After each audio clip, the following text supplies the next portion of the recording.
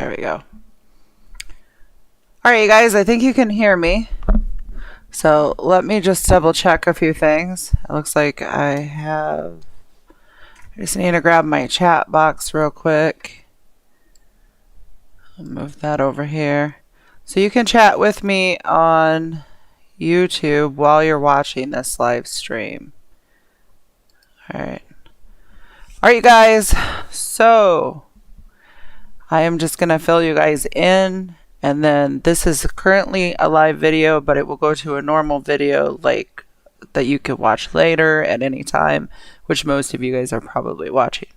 So if you don't know, this is typically Blue Angel's channel. We do mostly gaming on here, but I thought I would share my story and probably most of what I'm going to go through in the next few months for sure. So tomorrow, I am having gastric sleeve surgery, and I have went through a lot to get to this point. So for starters, I started going on a trip, and when I went on a trip, it was about 4 years ago. I wanted to go snorkeling, and I did go, but I struggled to get back on the boat. And at that time, I want to say I was probably about 340 pounds, and it was at my highest at that time. And so I knew that I had to do something when we got home to make a change. And I'm not saying I hadn't done dieting before. I had done many, many, many diets. And I've done many types of exercises. I've met with dietitians. There are just some things that our bodies do not allow us to do. But I think my biggest problem is I have so many hormone issues that came with my diagnosis of polycystic ovarian syndrome. So as we go forward, I met with an endocrinologist every quarter for basically 4 years. I did phetramine diets. I did basically low calorie diets. I did dietary restricted diets. I did dietary fully balanced diets. We were trying to find what worked for my body. And I have done, everything that they've told me to do. I did shots for Ozempic. I am now considered allergic to that. I don't know, for some reason it just makes me sick and then gives me diarrhea. So I pretty much have chosen to, I was just done. So I've done so many more trips since that first one. And there are times I lost up to 70 pounds on keto, and then I ended up gaining back more. And it wasn't until I got to my highest weight, and I was at 374. And I am a full-time massage therapist. I see people every day, and I'm supposed to be a healer to help other people with their muscular system and their issues. And I have my own issues going on. That's just how life is. So I'm trying to deal with my weight, and I'm trying to deal with my back and my hip that's been hurting, which is a whole nother story. And I'm trying to find the energy to get up and do things. And I think when I went back to snorkeling, which I try to do every year, and I struggled to swim with the current. So my thing is as we get larger and we gain weight, we learn to adapt. We learn to just not sit in that chair that we don't think is going to hold us. Or, like, for example, if I had problems snorkeling, I would make sure that I got on a boat that had a ladder up and down so I didn't have to pull my weight up.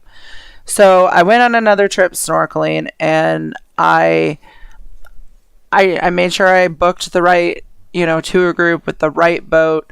and I jumped off the boat with my snorkeling gear, and I was going to head to the reef and follow the whole group of people. And I struggled so badly with the current. And don't get me wrong, the current was a little worse than normal that day. But other people were doing just fine. My son was doing just fine. My husband was doing just fine. My daughter was struggling too. And that was it. I was just done. So when I came back from that trip, I decided that when I went to see my endocrinologist, I was going to ask for a referral to see the gastric weight loss team and find out if there was anything that they recommended for me. So I have always believed I could lose the weight on my own. And inside myself, anytime I had ever thought about doing a surgery, I didn't think that I had done enough things to make myself satisfied knowing that was my last option. So anytime I had thought about the sleeve, I had always talked myself into believing that, you know what, let's just try this diet. I haven't tried this diet. Or, you know what, I've heard of this medication. Let's try this medication. And after a while, I mean, I've pretty much extinguished everything. And then, of course, you're paying for medical bills, and you're taking time off of work, and you're waking up with no energy, and you're struggling to tie your shoes. And there's all these struggles that come along with being larger that we just basically adapt to. You know, you're struggling with your clothes. You make choices for, you know, your clothes, to be easier to fit. So you wear leggings instead of jeans, or sandals instead of tennis shoes. I tried to ride my bike this last summer, and I couldn't, because every time I did, I would mess up my tires, and I would take them to the local Ace, and I'd be like, you know, my fat ass broke another tire. Will you fix this for me? And they finally recommended that I just get a different tire. And again, I'm adapting to being larger instead of trying to make a more radical change. And so, of course, they gave me options. But in the end, I just want that quality of life back. Now, I have always been larger. Starting at 6th grade, like when I was a little kid, I wasn't large as a child. And it was about 6th grade when I suppose my hormones started, and I just started putting weight on, and it really never stopped. So I don't know my weight then, but by the time I got to high school, I was always the larger kid, but ranged somewhere between 180 and like 220. So by the time I went to college, and I was already struggling to stay like between 200 and 250. And then when I got pregnant with my first son, my biological son, because I have adopted children, I was already at 276. And when I was going through the process of my first pregnancy, I was already climbed over that 300 mark and I had gestational diabetes, and I was doing monitor dieting then, and it was such a mess. And so then I believe I was 318 when I had him. And then it wasn't until a few years later that I had another pregnancy, but I did the yo-yo where I would lose some, I would gain some, and I would struggle. This was just a constant struggle to maintain weight. So by the time I had my second child biologically, my daughter, my weight was back down to right at 300, but and I didn't gain much with her pregnancy. I was like 320, and then was able to kind of get back down to that 300. But then, I lost a son, one of my adopted children, to suicide, and it would be 9 years this year. And I wouldn't say I was an emotional eater. I would just say we did different lifestyle changes. So we would look for the quicker option. And so, that might be, well, I don't feel like cooking today, so I'm just going to go out to eat. Or, so we weren't eating healthy and somebody else was controlling our portions. But at the time, we just didn't care. And then, that was quite a few years ago. And then I am a multi business entrepreneur. So I'm running 4 businesses, a YouTube channel, a family, and many other things that I have my hands into. Plus, I try to go to church and I try to do as many things that fulfill me as a person. So, and my family. So, meanwhile, I'm busy. So, if I work later, it isn't uncommon that I'll just be like, oh, let's put a DoorDash order in, or, you know what, we don't have that much time. Let's just eat this. Or I skipped a meal and now I'm overeating supper. And so there was lots of things in my social life that played a role in excess eating as well as not eating right that led me up to the point that I was over 300. But like I said, it wasn't until my thyroid went that it really got out of control. So my lifestyle had not changed. I went on my last trip last October. Again, I went snorkeling and I was just done. So back to the story. I went to the endocrinologist and I said, look, I know that this pill helps a little. It curbs my appetite, but I want a referral. I'm going to go see this gastric team. And he's like, sure, I think that's a good idea. And I'm like, well, I don't really know who to talk to. I've been doing research. I don't know which doctor I want. Who do you recommend? And so I went with his recommendation. He basically said all the doctors in this facility were good. So I don't really care. I mean, they have to do a lot to get to that point. So I go ahead and I book the appointment. And it's like 2 months away, I think. So in this time period, I'm just trying to cope with the idea and try to build on the fact that this is what I believe is the best choice. Okay.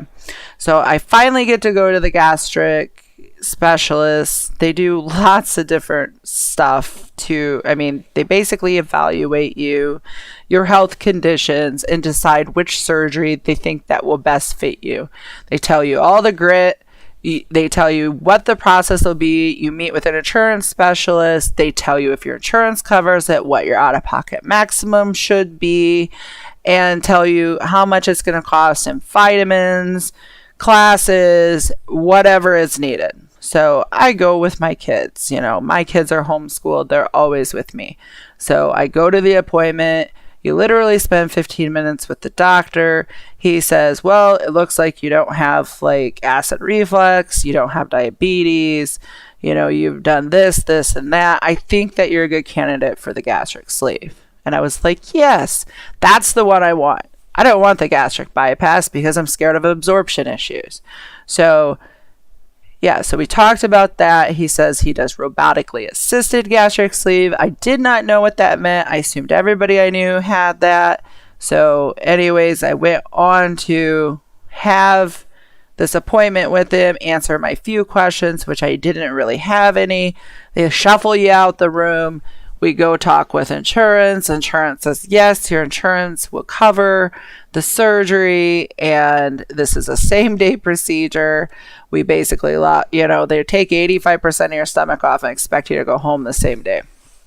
So, at this time, I feel a little overwhelmed. They set up a whole bunch of appointments. I have to see, because of my insurance, I have to see the dietitian and a doctor 4 times, once a month, and then reevaluate my insurance. So I do this. I set up appointments. I drive, it's about an hour and 15 minutes to these appointments. So some of them I was able to do virtually. Meanwhile, I had to download a dietitian app. I had to food log. I had to send my food log to the dietitian. I had to basically do group therapy. some of the things were optional, most of them weren't. And then they make you do a psyche eval. And apparently I'm not too crazy. And they thought that I understood the process and that I was sane enough to make such a decision. So I basically knocked each flag down, getting me closer to the date. So I get a call from my insurance. Well, the lady that does insurance.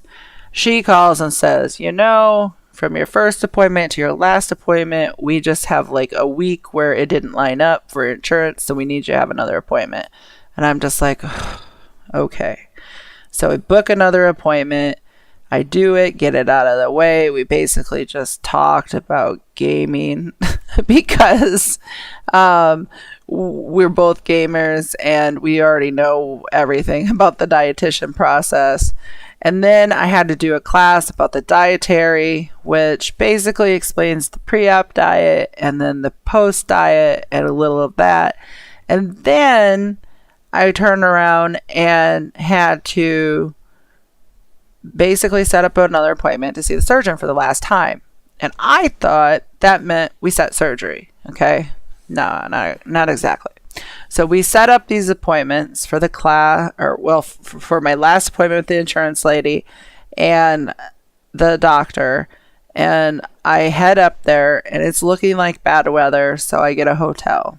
I went the night before and I got stuck there. I got stuck there for 4 days and my doctor canceled and I basically had to reschedule, and the soonest that they could reschedule me was a whole month out. So I was pushed out another month. And so, you can't get frustrated with the process. You just got to keep trucking along. So this is for your new life. So I go forward with, seeing the doctor. I finally get up there and he's like, yep, everything looks good. You've lost some weight with the dietitian, that you were required to lose with the doctor. I didn't lose as much as they wanted. They wanted me to lose 22 pounds. I had only lost like 14. And they thought that that was enough. They said most people gain. Most people think, well, I'm going to have the surgery, so I'm going to binge eat. And I was able to maintain and lose some. I met all of my requirements for weigh-ins. I did my dietary stuff. And it basically shows the diets don't work that good for me. So went ahead and he approves it. He says, now, once we push this through insurance today, you'll hear from us with a date. So a week went by, no call. Another week went by, no call. I finally get a call and I'm on my way home from work and she's like, we're approved. You just need to set the surgery date. And I'm like, when's your soonest surgery date? And she says February 28th. So I'm like, let's do it. And so as a self-employed massage therapist, I had to book out. And so I had to move some appointments. I had to clear my schedule. I'm planning on 4 weeks out for sure. And then the process really begins. So they send me all the stuff in the mail. I know what is expected of me. I need to be on a liver shrinking diet that is before surgery to make sure that my liver shrinks enough that they can just move it over, do the procedure on my stomach, and then move it back without damaging the liver. When it's full of sugars and carbs, it's too soft, too large. So the diet varies by person. So if you are looking at doing this procedure, or if you've done this procedure before, it varies, I believe, by doctor too. My BMI is so high that my starting weight was 374. I don't know my sleeve weight yet. I'll know tomorrow. And I know kind of where we're at, but they said that 14 days. So I am on 14 day of 14 of liquid diet. I literally have not eaten food for 14 days. I have lived on broth, 3 protein shakes a day, sugar-free Jell-O, more broth, sugar-free drinks that are non-carbonated, non-caffeinated. And this is what I have today. I've got, the zero sugar Snapple tea. And after a while, you're not hungry anymore. I accept the fact that I'll be able to eat most of the foods I miss someday, just not right now. So I'm done with the 14 days. I'm ready for the surgery tomorrow. I remind myself why every day that I need to have the surgery, because I can't do the things that I need to do or I want to do. I struggle so hard to do the things that I want to do. I'm like this person stuck in a fat suit, and it is super hard to be as active as I want to be. I'm a very active person, and it just holds me back like a paperweight. And I do not regret the choices that I made that could have made things easier, because you can't regret the past. But going forward, I'm gonna stay on this diet that they have me on. I'm going to use this gastric sleeve as a tool to make sure that I do what I'm supposed to do so the program works. And I'm going to do exactly what they say. I'm going to do physical therapy for strength training. I'm going to follow up with all of my appointments. I'm going to take my vitamins. I'm going to eat the way I'm supposed to. And I want to lose the weight that I need to make sure that this process works. And when I'm done, wherever I am, however much I lose, that's just what it's going to be. I'm not going to be mad. I'm not going to be sad. That's just how it's going to be. So, of course, they say you on average lose about 100 pounds. My BMI is high enough that they said I would lose between 140 and 180 in my first year. I don't even know. I know that this is the next step for me, and I hope that if I follow the program that there's good results, but we'll see. I mostly just don't want to die or have any complications. So I want to do the surgery because I feel I've done everything I can, and God forbid I end up over 400 pounds or to the point where I can barely walk. I mean, luckily I can get up and down the stairs and I could do things and work, but there'll be a point where it would be harder for me to go on if I just keep gaining. So I needed to interact and do something more radical. So the surgery itself, they're going to do with a surgeon, and it's robotically assisted, where they'll go through and take off the excess part of the stomach and then basically stitch it up. It looks like twice. And then they will do a leak check, make sure it's not leaking. And then they will put a numbing agent on the inside to help you with the pain for the next couple of days, because you're not supposed to do narcotics or NSAIDs. So my biggest concern was like, how do you know if your stomach's leaking? And because it is a complication, and they said that it's very rare after the leak check that could even happen. So that made me feel better that they at least check their work, I guess. Like, I can't even patch a pool toy or a inflatable piece of furniture without it still leaking. So I'm kind of like, I don't know. How good is this? But the body heals pretty well and pretty quickly. And so I'm going to, I'm going to trust the process here. I'm having the surgery at a place many people I know have had the surgery, and they've been super good to me so far. And I mean, I'm looking forward to the care. So starting tonight, I have to, clearly stop doing some things, but I can't take my meds after midnight. I have to take a shower tonight and use this like antibacterial stuff on me, and then put clean clothes on, or change your bedding, make sure everything's clean to reduce risk of infection.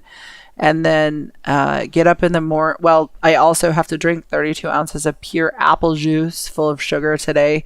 They call it a carb load. So you fill your systems with carbs before surgery. It's supposed to help with a lot of things. Your blood sugar, the healing process. I'm not really sure. And then in the morning when I wake up, which I think we're getting up at like 3 a.m., I have to drink a little bit more apple juice. I have to take a pill, and I also have to take some Tylenol tonight. But I have to have a patch for nausea and stuff.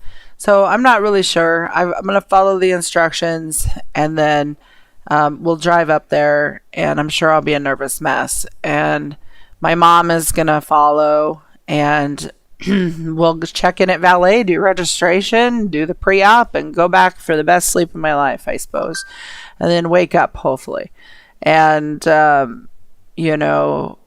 go through recovery, and that's when the journey really begins.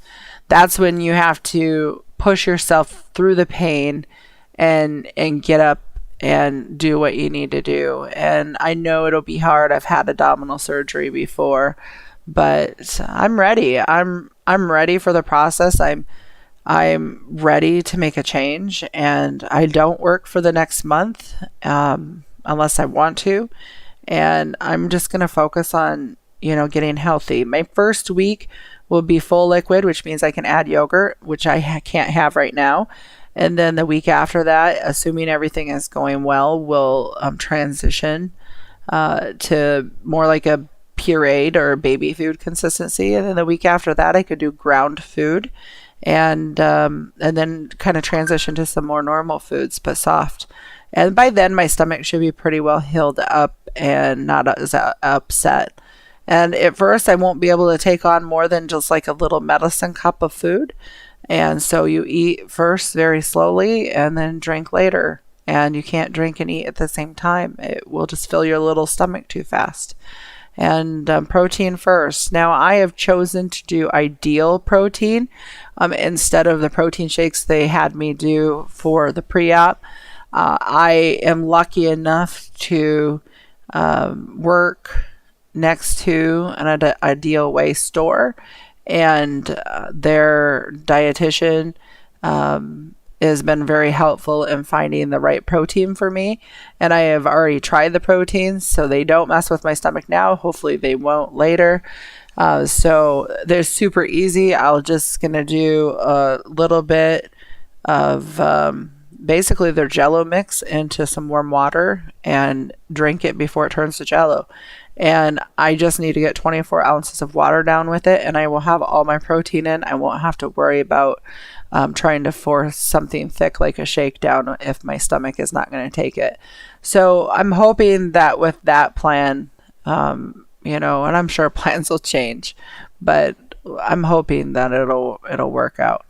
So I'm ready. If you guys have any questions, even if you're viewing this video after the live stream, just throw them in the comments. I will answer your questions. And, I am doing Facebook Reels, a lot shorter, a little quicker for me. I'm doing TikTok as well. And so, and those of you that want to follow my story, I will share the feed on my YouTube, even though it's normally gaming. So, but just let you know that if you get a notification that I'm live and I'm gaming, you probably don't want to watch me if you're coming just for the weight loss journey. So, but yeah, I thank you guys for dropping in today. And that is my story.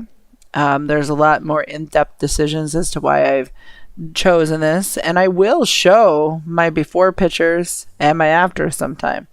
But I am sitting today, as of today, I was at 346. So I've already come down from 374 back down to 346.